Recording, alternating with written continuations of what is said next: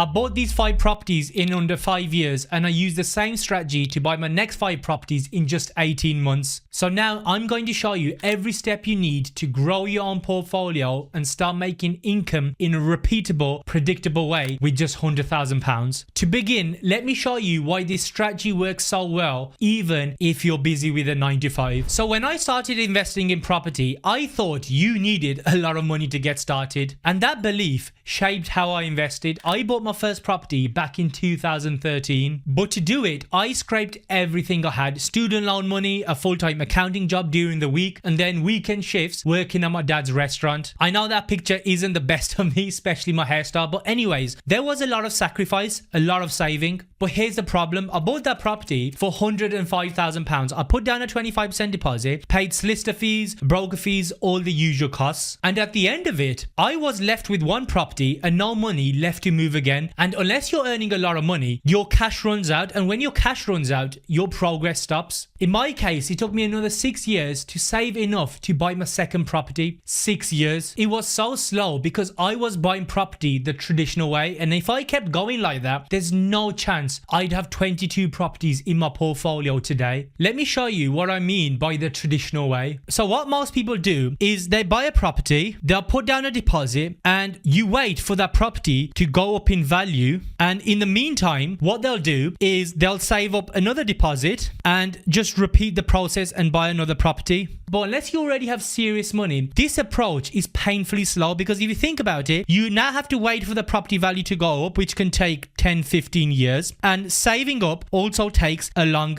time. And that belief of I need more money before I can buy more properties, it kept me stuck far longer than it should have. Once I learned this different way of using the same pot of money to buy multiple properties, everything changed. So now let me show you the strategy, and there's only 5 steps to it. Step 1 is this: instead of buying a property that's already done up and ready to move in, you need to buy a rundown property that needs work. This is my latest purchase and what it looked like before I bought it. I was able to buy this one for £78,000, which was around 20% under market value for that reason. So you want a property that's genuinely below market value, but a discount on its own doesn't guarantee a good deal. The next step shows whether the property is good enough to actually make you money. So when you go to buy a car, you kind of have an idea of what it's worth, right? That's how you know if you're getting a good deal or not. Property is no different. You need to know what it's going to be worth once you've refurbished the property. But how do you do that? Go on Rightmove and look for sold prices of similar properties within that postcode within the last 2 years. 2 years is ideal, but sometimes you can't find a property sold within that time frame, so then you can start going further back. For my property, I noticed that there was another 3-bedroom terrace sold in 2022 for £150,000. But another thing you want to check is the size of the property, and you can do that by going on the gov.uk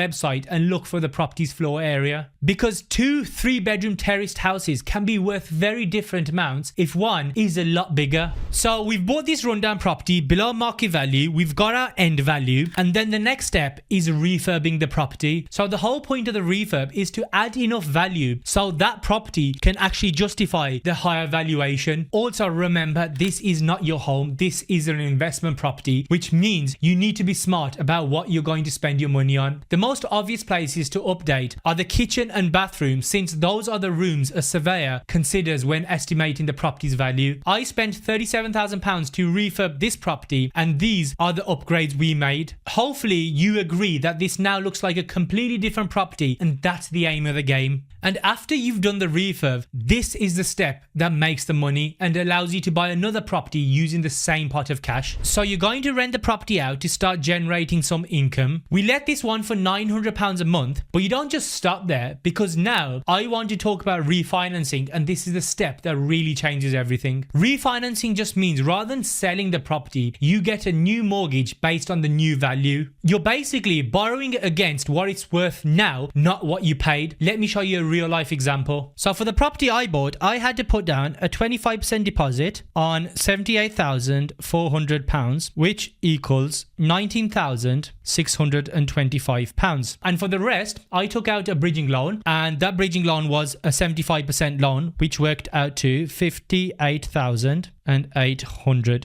pounds. Bridging loan isn't free, it cost me, and that loan cost me roughly £5,500 to borrow it. Then I refurbed the property, which was £37,000, and there was stamp duty. I hate stamp duty, but you have to pay it. Also, there were legal fees from a solicitor, which was around £1,500. Auction fees, because I bought this from auction, which was £3,400. There was also a broker fee for £500. All in all, this cost me to purchase this property, refurb it and everything. It cost me £71,450. So the total money I had to invest into this property is £71,450. But because we've added value, we can now go back and refinance this property at its new higher value. We already know that there's another property that sold for £150,000, but that was in 2022, and realistically, it didn't look as good as mine. But anyways, I applied to refinance at a new value of £150,000. So at £150,000 valuation, the lender agrees to give a 75% loan of that, which is £112,500. And with that £112,000, I was able to pay off the first